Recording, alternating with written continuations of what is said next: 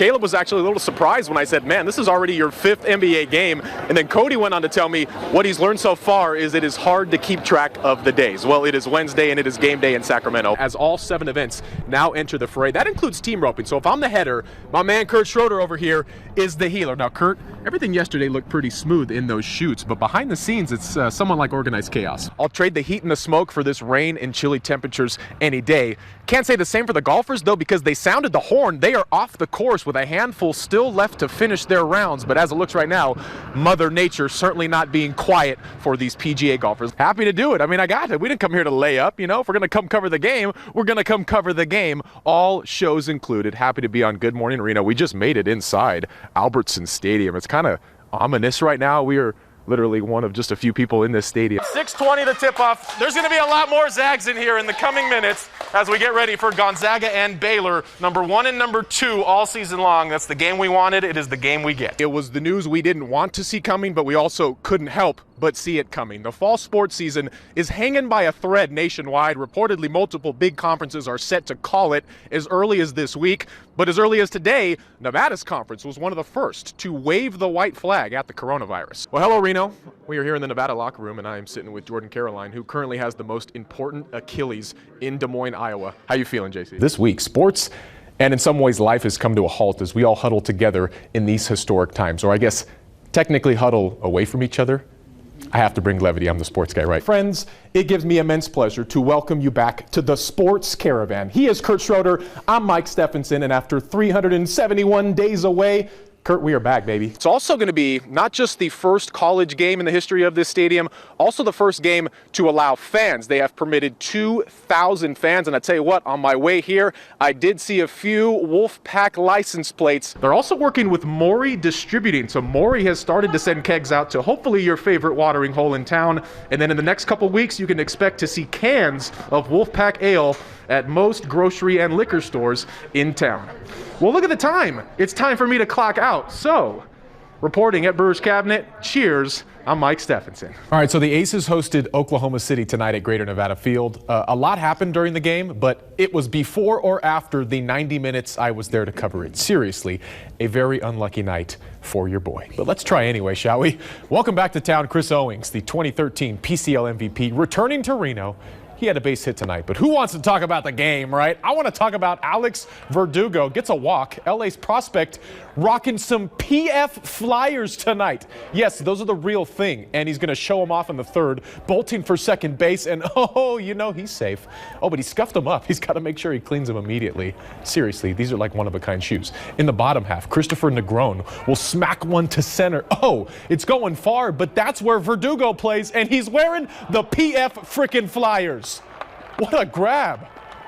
OKC led 3-0 when I got there. They led 3-0 when I left. And naturally, the Aces won the game 6-5. And hello, friends. We are hanging out live courtside at the Golden One Center. Yes, for real. This is not a green screen behind me. We are in Sacramento getting ready for the Kings and the Hornets. And if you're a Wolfpack fan, you probably know why we made the trip. Heck, I've seen some silver and blue in the stands already. It's because there's a couple guys you know well who suit up for the road team Charlotte Hornets. Caleb and Cody Martin back on the West Coast, going from 10 and 11 in Wolfpack blue to the same in Buzz City blue. Now a week into their official NBA careers. What a sight to see the attached to the hip brothers getting to continue those ways at the highest level and with their home state squad. You could not script it. Those are their words, not mine. Gotta love those kids. Caleb and Cody hoping to see the floor tonight against Sacramento. Caleb was actually a little surprised when I said, man, this is already your 5th NBA game. And then Cody went on to tell me what he's learned so far is it is hard to keep track of the days. Well, it is Wednesday and it is game day in Sacramento. We'll see you back here at 6:30. Until then, in Sacramento, Mike Stefansson, Colloid Sports. Guys, back to you. We are back here at the Reno Livestock Event Center, where tonight it is the 5th PRCA performance at the wildest and richest rodeo in the West. It is, of course, your beloved Reno Rodeo. Hey, you might think that these cowboys and cowgirls, world class, by the way, just come and do their business here in this arena, and then they're off to enjoy the rest of their days and nights. That's not true. The cowboy and cowgirl lifestyle is a 24-hour lifestyle, and I learned a little bit more about that with world champion tie-down roper Shane Hanchey earlier today.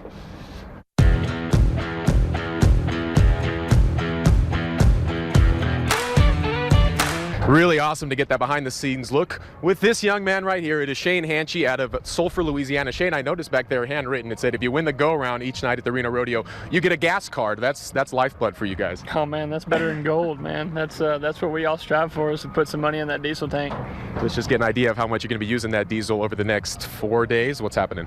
Oh man, we'll rope here tonight, and we'll drive 20 hours to Pinoca, Alberta. We'll rope Thursday morning there and Thursday afternoon, then drive over to Williams Lake, British Columbia for Friday afternoon, drive back to south of Calgary for Saturday morning, and then hopefully get on a plane, get back here for the finals. If not, we'll be in Lehigh, Utah Saturday night, and then Sunday afternoon, Greeley, Colorado. It don't weaken from there. I'm just tired thinking about it. Okay, really quick, you and I met 6 years ago this month, I think, Billings, Montana. That was the last time I interviewed you live. You later became a world champion tie-down rubber. 6 years later, why don't you do it again for us? Man, sounds good. That's the end goal, man. One's never not enough, you know, the old cliche saying. And, you know, I'm fortunate I got a lot of good horses, so I'm looking forward to it. All right, I want some of Pancho's chorizo dip right now. Yeah, man, I'm ready. We're going to go enjoy that, and we'll send it back to you guys in the studio.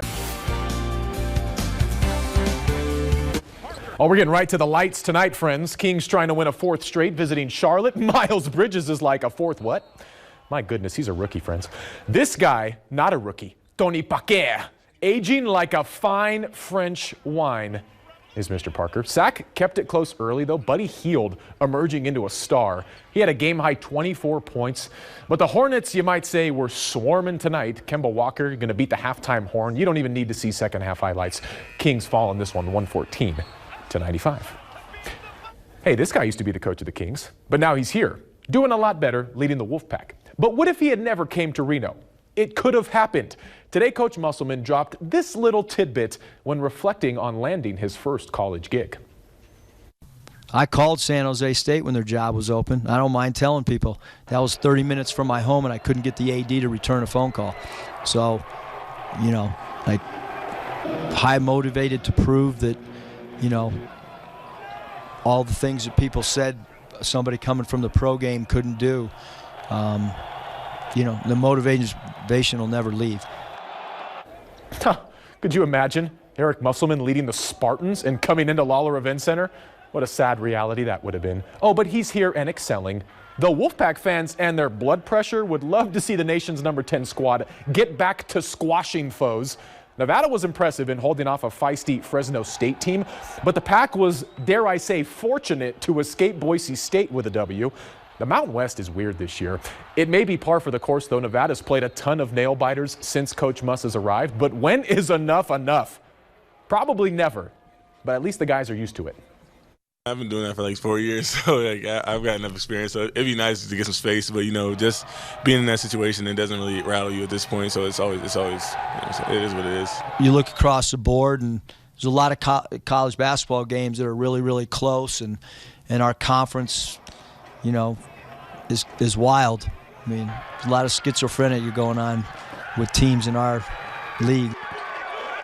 Sorry, I just had to show you those dunks again because they were that sweet, right? How about that one by Porter? My goodness. Hey, Air Force is coming into town. The Falcons just gave it to UNLV yesterday. So they're coming in kind of streaky and confident, I'm sure. You know, everybody gives their best game to the Wolfpack. We'll see how this one goes down Saturday at 7 o'clock. Hey, it was a big night downtown for Nevada baseball. 29 days until the Wolfpack opens its season, and tonight was the 35th annual Bobby Dolan Dinner. This year's speaker, a local product as they raise funds for the Pack. Former Major League pitcher and Douglas High product Sean Estes in the house. The longtime San Francisco Giant, now working as a broadcaster for the team, lives in Arizona during the offseason, but his folks are still out there in Gardnerville. He has not forgotten where he came from, and in our quick interview with him, you could tell he was very appreciative of coming home for this opportunity. You kind of come in full circle. This is my roots. You know, I never played college ball, but University of Nevada was the team, you know, growing up that I followed. So I'll never forget my roots coming back here. Fortunately, I still have family that lives here, so I'm able to still come back and see them. And you know, we come up for holidays, so I get my fix. And I don't think I appreciated this area as much growing up as I do now. Hey, I can relate to that, Sean. Good to meet you tonight. NBA, Lakers visiting the Thunder. This was a heck of a game, but Michael Beasley caused a bit of a delay. Yeah, those are his practice shorts. That's business up top, little casual down low. So Bees has got to leave and go put on his game shorts. Honestly, this happens way too often in the NBA. I don't know if guys are just, maybe they're locked in on preparing for the game, so they don't really worry about their wardrobe so much. But then you see the sneakers these guys wear, and then you think they worry about their wardrobe. I don't know, but Michael Beasley, I saw someone on Twitter, an old friend, funny joke. He may end up getting a random drug test after this because I don't know what number 11 was thinking. The Clippers and Lakers will not play. That game postponed in the wake of a city, heck, an earth-shattering tragedy. If I may speak a little on Kobe Bryant, I might not be in this position if not for the Black Mamba. Most sports fans have a guy or a gal, the athlete you grow up attached to that fuels your love for your favorite sport. My guy was Kobe. I was born in Southern Cali, but raised in Reno. I can't tell you how many fadeaway jumpers I chucked up on my driveway out in Red Rock. A lot of times inspired after watching Kobe lead the Lakers to another win, or maybe after looping a highlight on my dial-up internet. Later in life, that would be on my iPod on the way to games in high school at North Valleys. You grow up, you become an adult, and you realize we're all just people, but for as much as I idolized Kobe Bryant as a child and teen, the admiration really never wavered. If anything, it grew with age. I became more aware and appreciative of the moment, realizing the greatness I'd been lucky to witness for as long as I can remember. The guy was a savant in the game and in life, revered globally. His impact cannot be measured.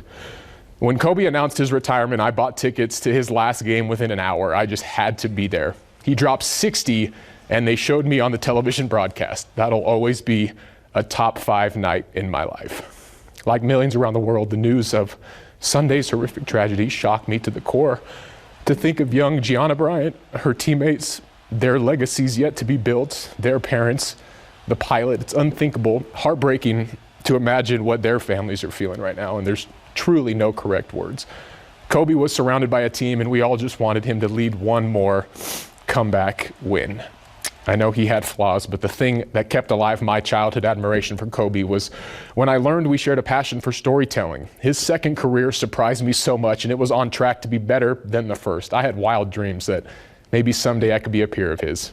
Just like he had wild dreams to be one of the greatest basketball players ever and inspire millions upon millions. He did a heck of a job with this guy. And while this shockwave is worldwide spread, there's people who go through a lot worse every day. I'm a mess as a fan of somebody. I'm going to cherish every moment I can from here on out, especially with those I love, as this crazy and unpredictable life moves on. And I'll thank my guy, Kobe, for all of those memories.